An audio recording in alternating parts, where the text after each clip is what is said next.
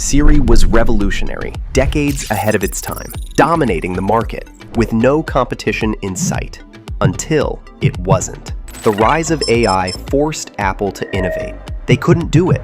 Deadline after deadline, engineers started walking out. Departments stepped down, only to start working for the competitor. Apple started launching products that weren't ready. They lost everything: talent, money, trust, control. Lawsuits started piling up, and the pressure became too much to handle. Apple was forced to admit defeat, striking a deal with its biggest rival. The company preached privacy and security of your personal data, and now it was working with the same corporation they swore to protect us from. So what happened? How did Apple go from owning the future to giving it away, something that was unthinkable just a few years ago? This is the downfall and the truth behind Siri. In 2011, years before ChatGPT or Google Assistant, there was Siri. First unveiled with the iPhone 4S, Siri was a personal assistant in your pocket, the kind of sci-fi magic only Apple was capable of delivering. And with no competition in sight, Siri felt decades ahead of its time. But today, the story is very different. Instead of evolving, Siri decayed. How many times have you said, "Hey Siri," only to be met with silence? How many times has it botched a simple command, cut you off mid-sentence, or defaulted to its infamous punchline? Here's what I found on the web. That isn't just a glitch, it's a graveyard of broken promises. What once felt like the future, a piece of revolutionary technology, has become a meme. Inside Apple, the problem was even worse. Siri wasn't just flawed, it was broken at its core. Engineers were forced to stack modern AI onto the original 2010 codebase. It was like raising a skyscraper on rotting beams. Piece by piece, Apple kept bolting on features to this crumbling foundation, while the competition surged ahead. While Siri stumbled in circles, a storm was brewing on the horizon. Amazon and Google built clean, powerful systems. In 2014, Amazon launched the Echo, and with it, Alexa. Just a year later, Google answered with its own creation, Google Assistant. The competition had caught on. AI assistants were everywhere. But these weren't just gimmicks on your phone. They were in living rooms, kitchens, and cars, turning lights on, locking doors, adjusting thermostats. And with every command, they learned, they adapted, they grew smarter, faster, better. Meanwhile, Siri still fumbled with basic tasks, struggling to set timers, and defaulting to its punchline. The gap wasn't just noticeable, it was downright humiliating.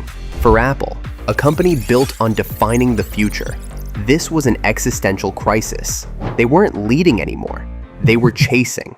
And when panic set in, Apple did what it always does, threw money at the problem. But this time, money wasn't enough.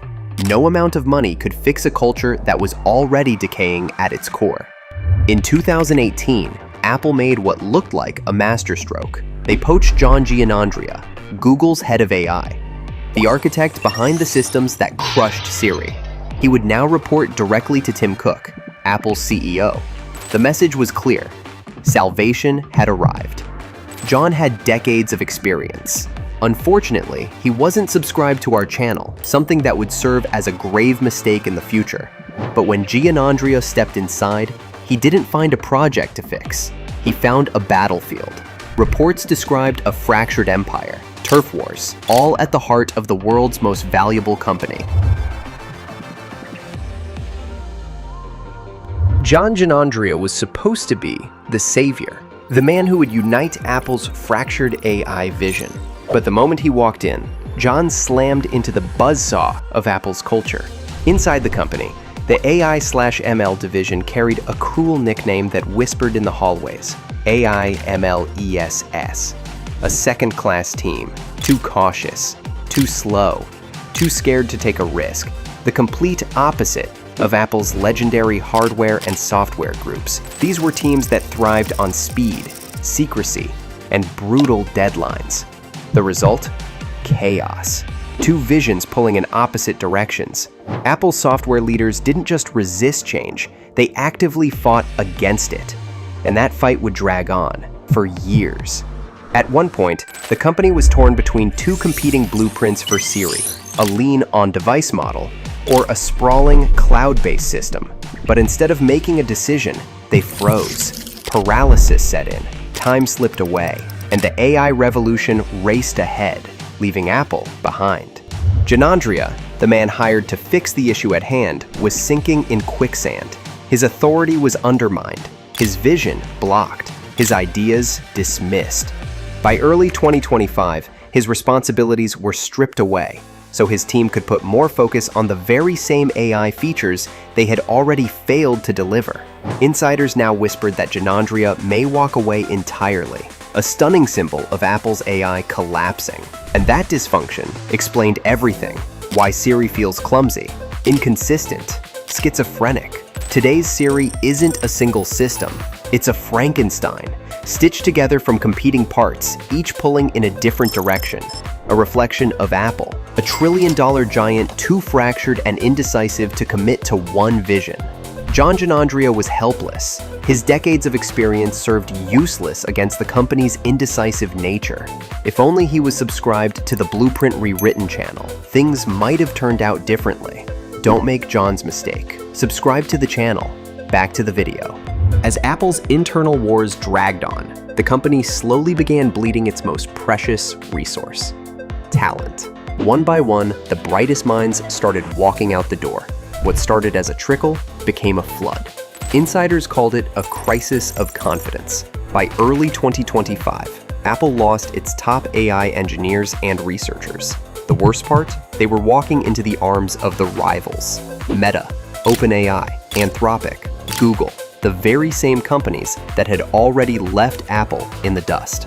The biggest blow came with Ruming Pang, the man tasked with building the core of Apple Intelligence. His departure made national headlines, as he was poached by Meta with an offer so absurd it barely seemed real: $200 million. Are you listening to what I just said? Meta was paying hundreds of millions of dollars just to steal Apple's brainpower. As soon as Pang left, others started to follow. By August 2025, 4 more key researchers had quit. One of Apple's top AI leaders jumped to Meta. 3 others from the core LLM group went to OpenAI and Anthropic. These weren't just names on resumes. They were the minds designing the very essence of modern AI, talents Apple couldn't afford to lose. The worst part? Every departure told the same story. Brilliant researchers trapped by bureaucracy, crushed by office politics, and frustrated by leaders too scared to choose a direction. Rumors started swirling that Apple might even start outsourcing parts of its AI stack, something that was unthinkable just a few years ago. The message was clear: if you're a world-class AI researcher, Apple isn't where you go to build the future. It's the place you avoid walking into at all cost.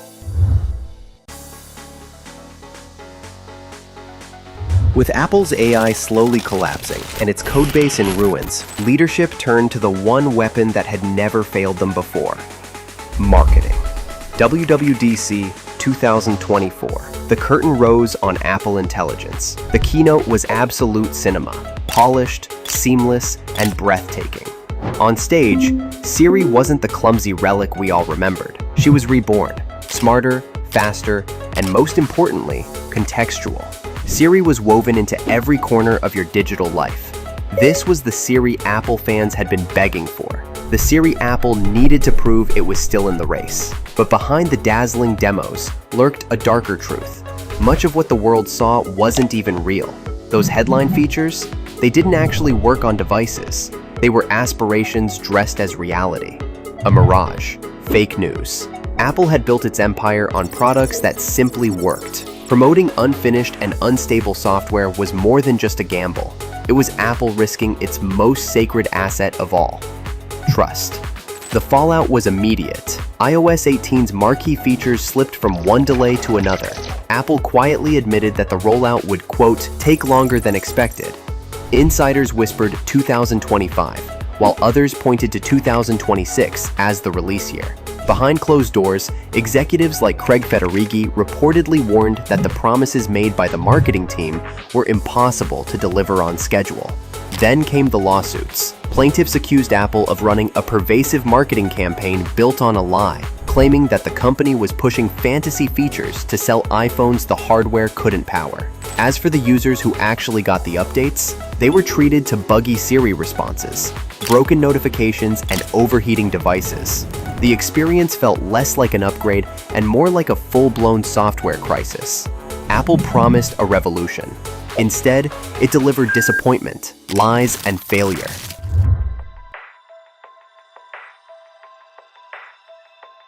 Apple was the company that built its empire on control, revolutionary hardware, and unique software. The company preached safety, security, and privacy, warning users never to trust Google with their personal data. But today, after losing all of its trust, engineers, and tablets, as well as racking up dozens of lawsuits, Apple has done the unthinkable. They raised the white flag and prepared to hand the keys to its greatest rival, the same rival they told us to fear. Multiple reports now confirm it. Apple has struck a deal to test Google's Gemini AI as the future brain behind Siri, Safari, and Spotlight, potentially implementing it into the operating system. Something like this would have been unthinkable just a couple of years ago. The partnership represented capitulation, a confession, surrender. After a decade, Apple failed to build an AI engine strong enough to power its own future. If the deal ends up closing, Siri may no longer be Apple's assistant by 2026. Your next iPhone may be powered by the same company Apple spent years telling us not to trust. And while there are glimmers of hope with the upcoming unified AI models and custom chips, the future still leaves much to be desired. Can Apple fix itself? Can it rebuild its culture? And more importantly, are you going to subscribe to the channel? After all, we make bite-sized documentaries every week. Why would you want to miss out?